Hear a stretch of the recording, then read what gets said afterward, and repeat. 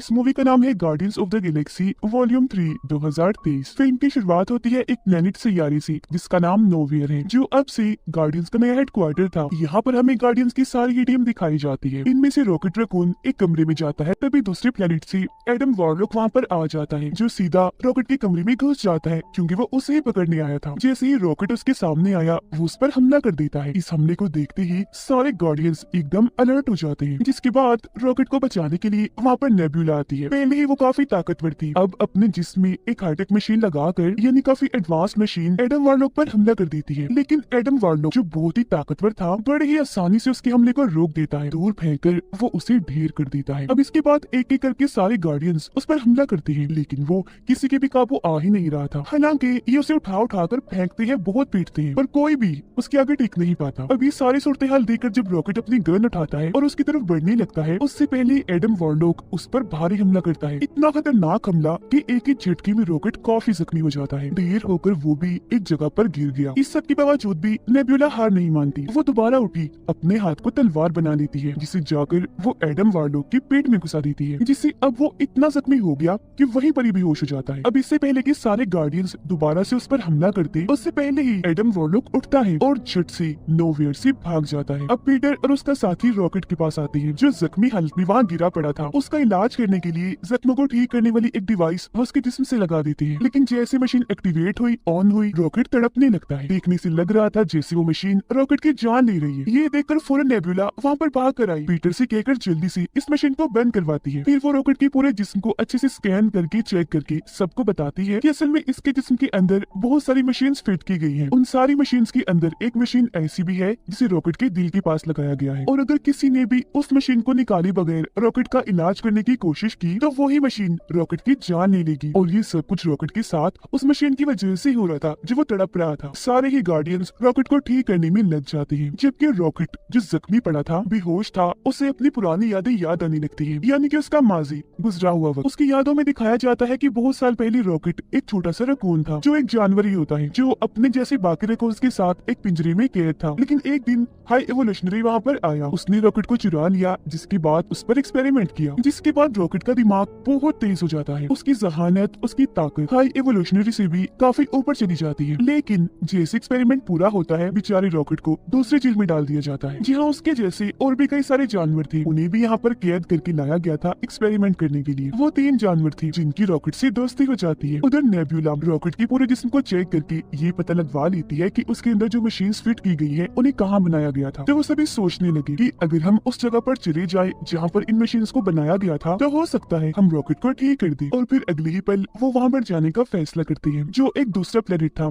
जिसका नाम ऑर्बोस्कोप था। पीटर अपनी पूरी टीम को तैयार कर लेता है, जबकि अपनी 2 साथियों को यहीं पर नोवियर में ही छोड़कर जाता है और उनसे कहता है कि यहाँ का ख्याल तुम दोनों को रखना है। फौरन बाद बाकी टीम को लेकर पीटर अपने मिशन पर निकल गया। अब हमें दिखाया जाता है हाई इवोल्यूशनरी, जहाँ उसके पास ही एडम वॉरलॉक और उसकी मोम थी। यहाँ एडम वॉरलॉक की मोम हाई एवोल्यूशनरी से कहती है कि मेरा बेटा भी बहुत छोटा है, यही वजह है कि वो मिशन में फेल हो गया, रॉकेट को नहीं ला पाया। जो बात सुनकर हाई एवोल्यूशनरी काफी गुस्से में आ गया, कहता है कि मुझे कैसे भी करके रॉकेट चाहिए तो चाहिए। ये कहकर वो एडम वॉरलॉक को बहुत मारता है और उन माँ बेटे को ये धमकी देता है कि अगर अगली बार तुम रॉकेट को लाने में नाकाम रहे और उसे मेरे हवाले ना किया तो मैं तुम्हारी पूरी नस्ल को ही मार दूंगा। यहाँ हमें पता चलता है कि इस वक्त हाई एवोल्यूशनरी जहाँ पर है वो एक पूरा प्लेनेट है। ये पूरा ही प्लेनेट बिल्कुल हमारी जमीन अर्थ जैसा है, इसीलिए इसका नाम भी काउंटर अर्थ है। अब यहाँ हाई एवोल्यूशनरी इतना पागल, इतना अजीब है कि वो चाहता है कि जितने भी प्लैनेट्स और वहाँ पर रहने वाले जानवर और क्रिएचर्स हैं, वो सब एकदम परफेक्ट होने चाहिए, यानी हर लिहाज से बिल्कुल ठीक। इसीलिए वो अलग अलग प्लैनेट्स पर जाकर वहाँ के जानवर और क्रिएचर्स को उठाता है और उन पर एक्सपेरिमेंट करके बदलने की कोशिश करता है अपने मुताबिक। वो उन्हें इतना बदलता है कि उसकी सोच के मुताबिक वो परफेक्ट बन जाए। ऐसे ही फिर हाई एवोल्यूशनरी जानवरों और क्रिएचर्स को लेने के लिए जब प्लेनेट अर्थ पर गया, यानी हमारी जमीन पर, तो उसे अर्थ इतनी अच्छी लगी कि उसने ठान लिया कि अब मैं भी बिल्कुल प्लेनेट अर्थ जैसा ही एक प्लेनेट बनाऊंगा, जो दिखने में और उसका माहौल बिल्कुल अर्थ जैसा होगा। यहाँ तक कि वहाँ के घर और लोग भी प्लेनेट अर्थ जैसे होंगे, और यही वो प्लेनेट है जिसे काउंटर अर्थ कहते हैं।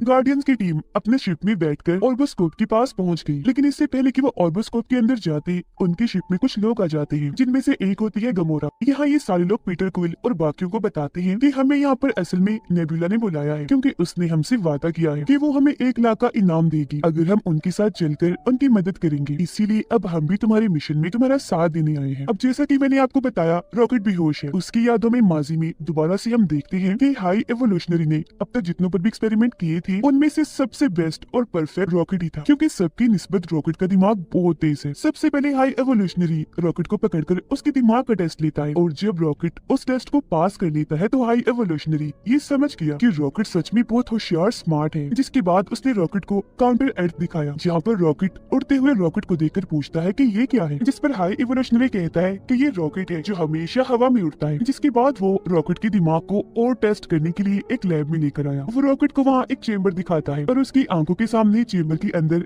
एक टर्टल कछुए को डालता है, और अब वो उस कछुए को बदलने की कोशिश करता है। अब वो कछुआ बदल तो जाता है, लेकिन साथ ही वो बहुत ज्यादा अग्रेसिव गुस्से वाला बन जाता है। ये दिखाते हुए हाई एवोल्यूशनरी रॉकेट को कहता है कि मैं इनको बदल तो पा रहा हूँ, वो भी बिल्कुल परफेक्ट, लेकिन मुझे एक बात की समझ नहीं आ रही कि बदलने के बाद ये इतने गुस्से वाले अग्रेसिव क्यों हो जाते हैं, जबकि मैं तो इनको बिल्कुल शांत बनाना चाहता हूँ। ये सुनकर रॉकेट उस चेंबर मशीन को देखते हुए हाई एवोल्यूशनरी को बताता है कि इस मशीन में एक गड़बड़ है, एक खराबी है। जब चेंबर मशीन में डालकर उन सबको बदला जाता है तो उनके बदलने के साथ साथ उनके दिमाग का एक केमिकल भी बदल जाता है, और वही वजह है इन सबके अग्रेसिव गुस्सेल होने का। तो अगर आप उस केमिकल को ही बदलने से रोक लेंगे तो ये सब बिल्कुल शांत हो जाएंगे जैसे आप चाहते हैं। रॉकेट की बात सुनकर हाई एवोल्यूशनरी बिल्कुल ऐसे ही करता है, और हैरत, ऐसा करने पर उसको पॉजिटिव रिजल्ट ही मिलता है। मतलब जैसा उन्होंने सोचा था वैसा ही होता है। हाई एवोल्यूशनरी ये देखकर काफी चौंक भी गया और खुश भी हो गया कि अब मैं अपने एक्सपेरिमेंट में कामयाब हो गया हूँ। हाई एवोल्यूशनरी इतना खुश था कि वो अपने साथियों को कहता है कि मुझे अपने इस प्रोजेक्ट रॉकेट का दिमाग चाहिए, ये बहुत ही स्मार्ट है, बहुत ही ज़हीन है। सच में उसके पास ऐसा दिमाग है जो मेरे पास भी नहीं। साथ ही हाई एवोल्यूशनरी को इस बात से भी गुस्सा था कि ये रॉकेट रकून मेरा ही सब्जेक्ट है, अपने एक्सपेरिमेंट के जरिए इसको मैंने ही ऐसा बनाया है, तो फिर ये मुझसे ज़हीन, मुझसे आगे कैसे हो सकता है। हालांकि ये तो छोटा सा क्रिएचर है, लेकिन फिर भी वो अपने साथियों को कहता है कि कल सुबह होते ही तुम इसको मार देना, इसका दिमाग निकाल कर मुझे दे देना, मैं इसके दिमाग पर एक्सपेरिमेंट करूंगा और ये पता लगवाऊंगा कि आखिर वो इतना क्रिएटिव कैसे सोच सकता है, और फिर उसकी मदद से मैं एक नई दुनिया बनाऊंगा जहाँ सिर्फ मैं उन्हीं क्रिएटर्स को रखूंगा जो हर लिहाज से पूरी तरह परफेक्ट होंगे, बिल्कुल मेरे मुताबिक। और हाँ, इसका दिमाग निकालने के बाद जो इसके साथी है ना, उनको भी मार देना, क्योंकि वो हमारे अब किसी काम के नहीं। इतना कहते ही रॉकेट को दोबारा उसकी जेल में बंद कर दिया जाता है। जेल में आते ही रॉकेट अपने साथियों को बताता है कि कल सुबह होते ही हम सबको मार दिया जाएगा, इसीलिए अब हमें कुछ भी करके यहाँ से निकलना होगा। जिसके बाद बाहर जो स्पेसशिप है उनमें बैठकर हम यहाँ से निकल जाएंगे। ये कहते ही रॉकेट वहाँ पर रखी हुई सारी चीजों को इकट्ठा करता है और एक चाबी बना लेता है। उस चाबी से अपनी जेल का ताला खोलता है और वहाँ से बाहर आ जाता है, और अपनी एक दोस्त जो उसे सबसे प्यारी थी उसको भी बाहर निकाल लेता है। लेकिन तभी वहाँ पर हाई एवोल्यूशनरी आ जाता है जो उसकी दोस्त को गोली मार देता है, जिससे रॉकेट की दोस्त की वहीं पर ही मौत हो जाती है। फिर हाई एवोल्यूशनरी उससे कहता है, मैं जानता था रॉकेट तुम यहाँ से भागने की कोशिश जरूर करोगी, तो इसीलिए मुझे यहाँ पर आना पड़ा, और अब मैं तुम्हारी बाकी साथियों को भी मार दूंगा और अभी के अभी तुम्हारा दिमाग निकालूंगा। सुबह तक का इंतजार मैं नहीं करने वाला। अपनी आंखों के सामने ही रॉकेट अपनी दोस्त को मरा हुआ देखकर बहुत दुखी हो जाता है, और अब उसे काफी गुस्सा भी आ गया था। वो हाई एवोल्यूशनरी पर हमला कर देता है, उसका मुंह नोचकर वहाँ से भाग जाता है।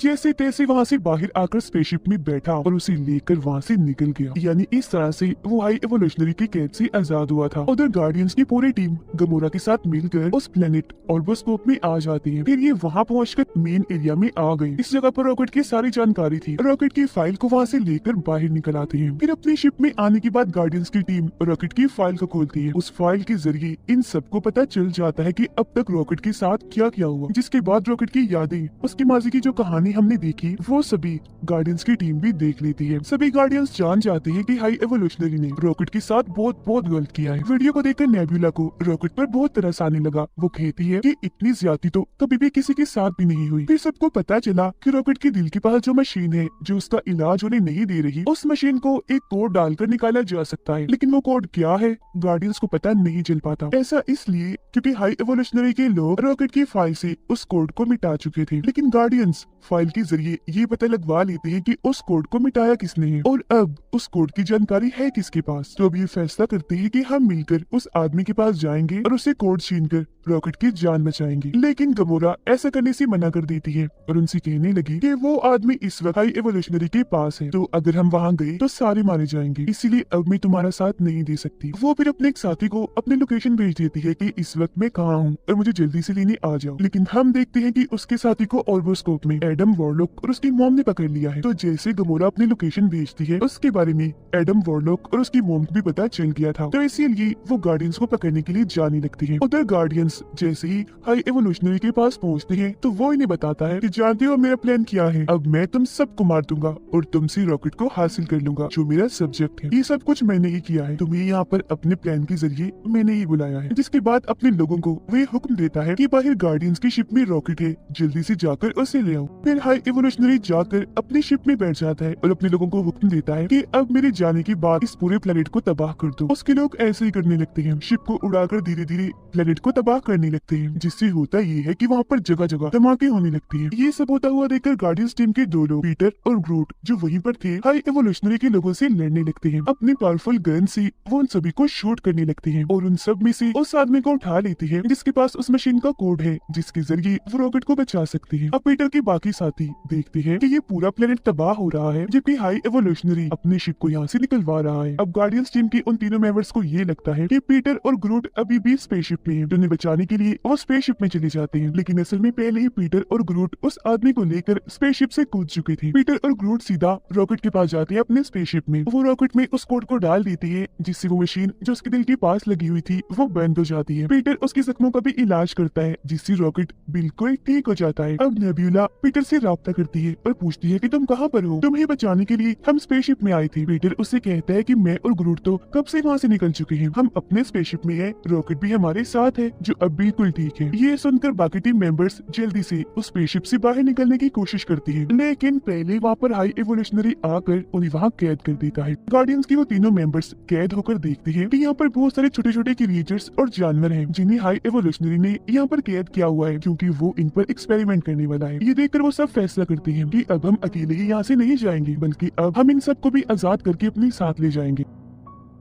पीटर और उसकी बाकी साथी हाई एवोल्यूशनरी की स्पेसशिप के लिए निकल जाते हैं अपनी बाकी साथियों को बचाने के लिए। पीटर अपने प्लेनेट नोवियर पर राब्ता करता है और अपने साथी को कहता है कि जल्दी से यहाँ पर आ जाओ जहाँ पर मैं तुम्हें कहता हूँ। जब उसका साथी ऐसे करता है जो लोकेशन थी हाई एवोल्यूशनरी के स्पेसशिप के बिल्कुल पास, जिसके बाद पीटर अपने साथियों को लेकर उसकी स्पेसशिप में आ जाता है अपने साथियों को बचाने के लिए। यहाँ पर हम हाई एवोल्यूशनरी, उसके साथी और गार्डियंस ऑफ द गैलेक्सी की टीम के बीच जबरदस्त किस्म की लड़ाई को देख पाते हैं। लेकिन क्योंकि गार्डियंस की टीम ज्यादा बहादुर थी तो बहुत अच्छे से उनका सामना करती है और एक जबरदस्त सी लड़ाई के बाद उन्हें हरा देती है और फिर आखिरकार वो हाई एवोल्यूशनरी को भी हरा देते हैं। फिर वो सारे मिलकर रॉकेट को कहते हैं कि अब तुम हाई एवोल्यूशनरी को जल्दी से मार दो, लेकिन रॉकेट ऐसा करने से मना कर देता है। अपनी टीम को कहता है कि मैं इसके जैसा नहीं हूँ, अगर हाई एवोल्यूशनरी ऐसा है तो मैं उसके जैसा नहीं बन सकता। इसी के साथ गार्डियंस की टीम हाई एवोल्यूशनरी की शिप में जितने भी लोग, जानवर, क्रिएचर्स बंदी थी उन सबको आजाद करवा लेते हैं। वो फिर उन सबको भी नोवियर में डाल देते हैं और खुद भी वहीं आ जाती है। और ये सब करने में उनका साथ एक डॉग देता है जो पीटर का साथी था, क्योंकि वो अपनी ताकतों का इस्तेमाल करके नोवियर प्लेनेट को हाई एवोल्यूशनरी के स्पेसशिप से जोड़ देता है। लेकिन वो इतनी सारी ताकत लगा चुका था कि बीच में ही उसकी ताकत टूट जाती है, जिससे नोवियर प्लेनेट और हाई एवोल्यूशनरी का स्पेसशिप एक दूसरे से अलग अलग हो जाते हैं। जिससे सारे लोग तो नोवियर प्लेनेट पर आ गए थे, लेकिन पीटर अभी भी हाई एवोल्यूशनरी की स्पेसशिप में था। ये देखकर पीटर काफी घबरा गया। वो एक लंबा सा जंप मारकर कूद कर नोवियर में आने की कोशिश करता है, लेकिन उसके ऐसा करने से वो स्पेस में खुले आसमान में ही लटक जाता है, जहाँ उसकी हालत काफी खराब हो जाती है। ऐसा लग रहा था जैसे वो मरने वाला है। लेकिन उससे पहले ही एडम वॉरलॉक वहाँ पर आया और पीटर को उठाकर नोवियर में ले जाता है, जिससे उसकी जान बच जाती है। जिसके बाद सारे गार्डियंस ये फैसला करते हैं कि अब हम